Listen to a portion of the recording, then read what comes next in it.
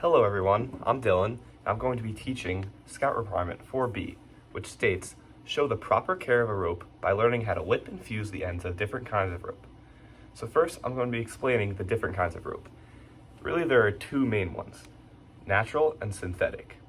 Natural rope is made of natural fibers of like wood or other plants, and this rope right here, this is some natural rope, tends to be this tan color, and it burns. So when you light it on fire, it will burn.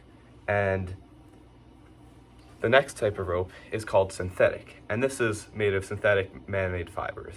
And these tend to be more colorful. This one's white. Some of them can be like green or orange, and it will melt when you light it on fire. So this is a natural rope, and this is synthetic. You can also see how natural ropes tend to sometimes be more frayed or prickly at the ends, while a lot of synthetic ropes tend to be softer.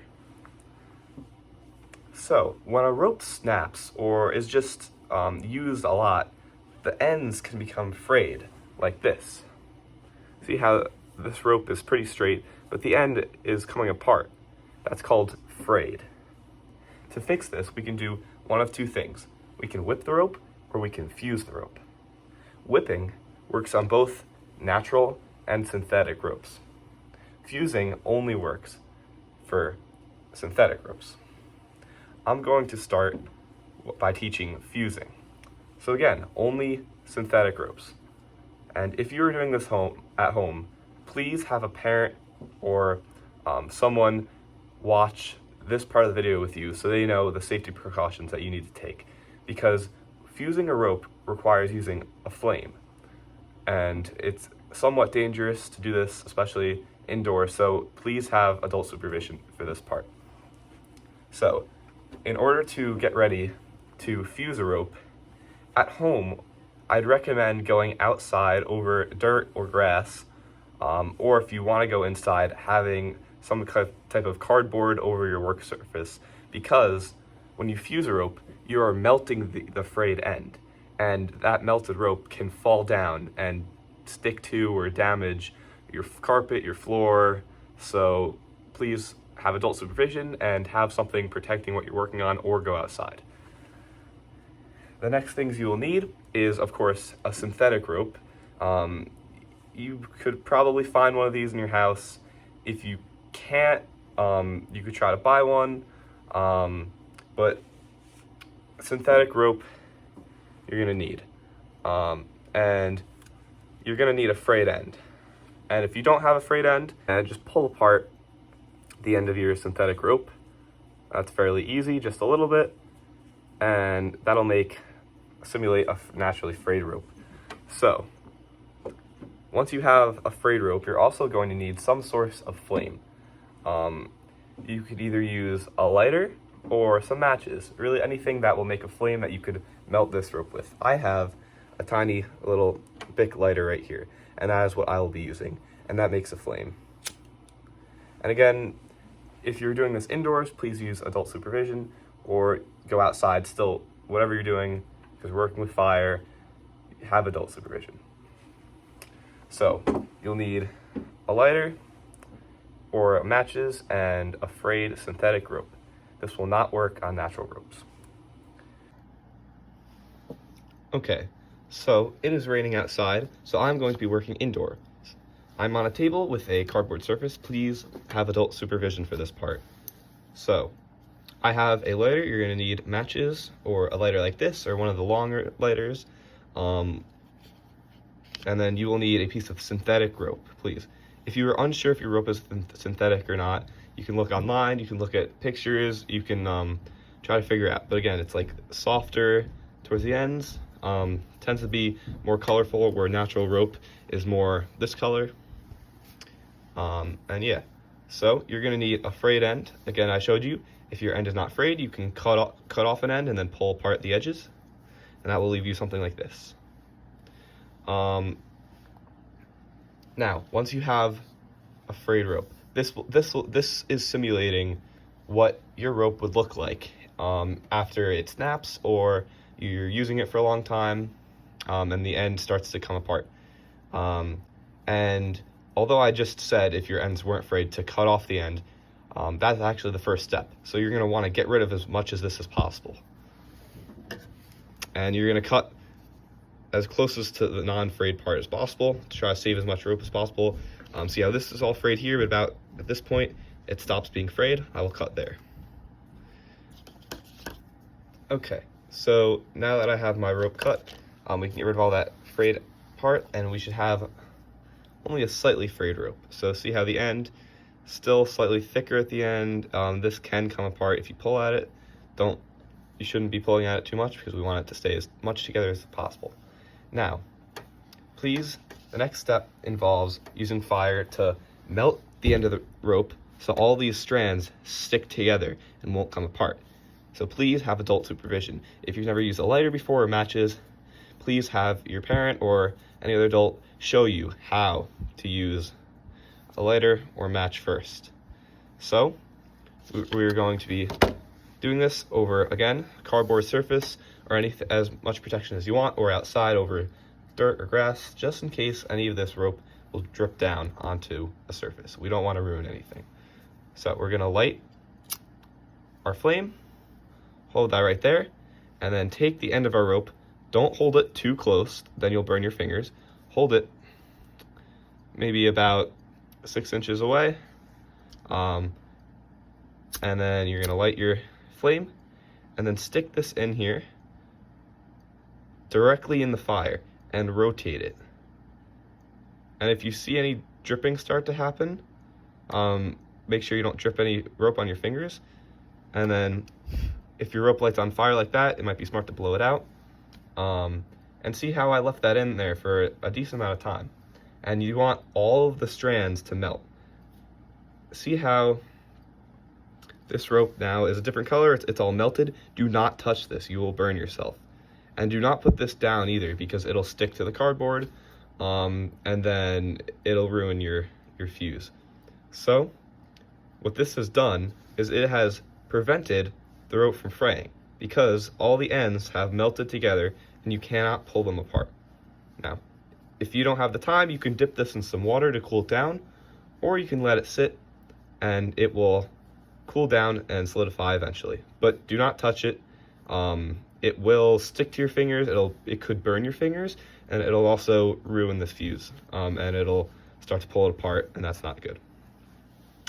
If your fuse does not look good enough, if you can still see some strands, you can always put it back in the flame.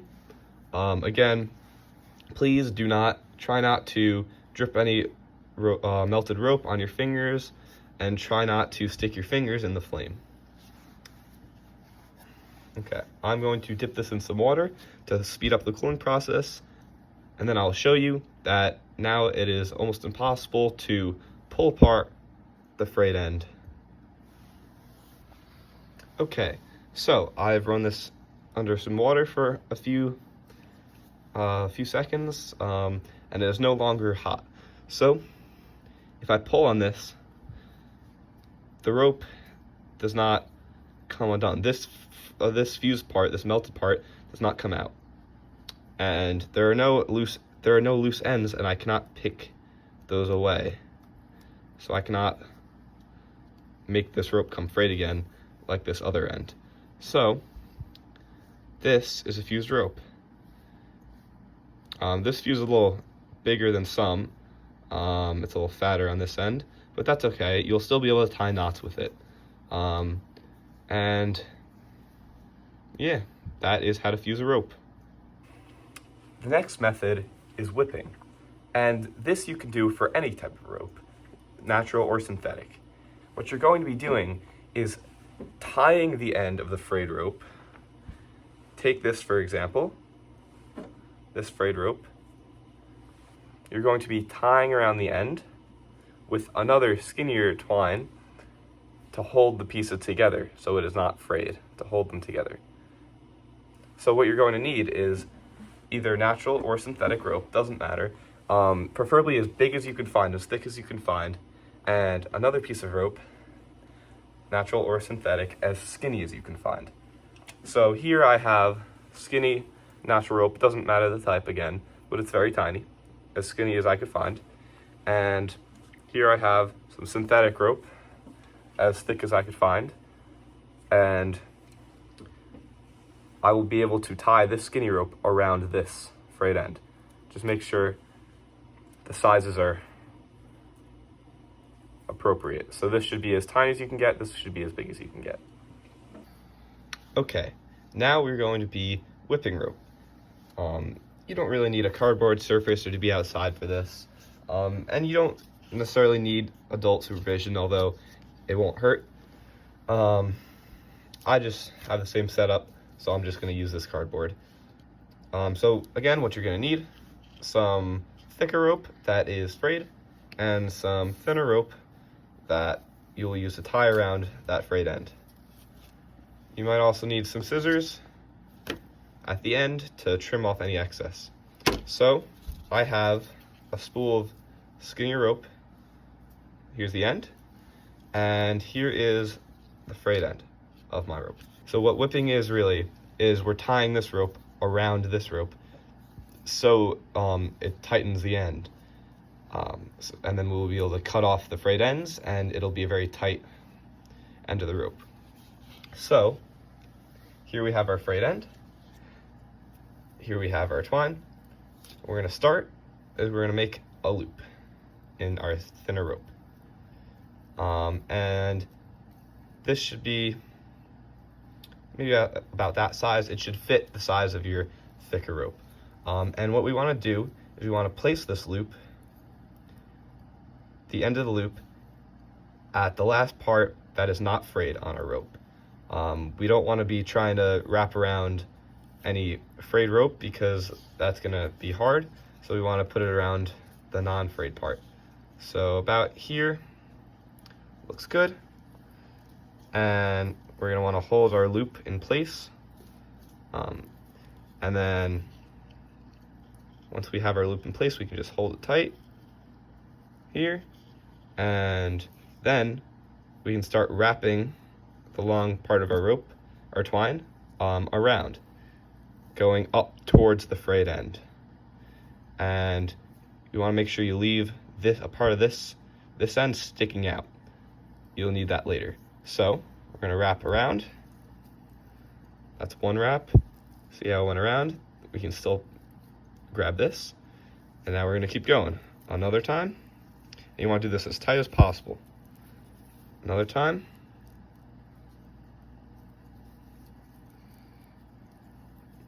Third time. And you want to just keep doing this. And you want to stop when you start approaching the end of the loop. You want to leave enough on the end of the loop that you'll be able to fit your twine through, because that's how you're going to tighten this knot. You're going to put rope through this hole. So I think this is about a good length. So I'm going to now cut as close as really about like 2 inches away on this rope, on this twine, so I'm able to finish this. Okay, so now that we have almost whipped rope, we have this little part at the end that we saved that we can grab.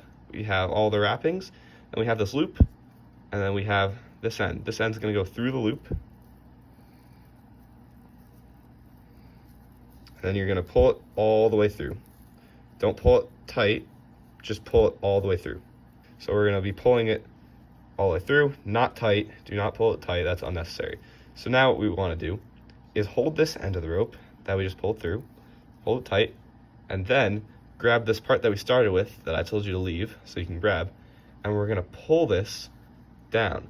And what this is going to do is it's going to tighten this loop, which is going to hold this part of the rope in place so it tightens it. So hold this tight and grab this part and pull it. See how it's pulling the loop down? So we want to pull this until you won't be able to get this part undone. This rope, see how you can no longer even see the loop really?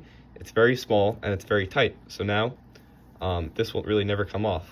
You can't pull from either end, you can't really loosen it, and that's good.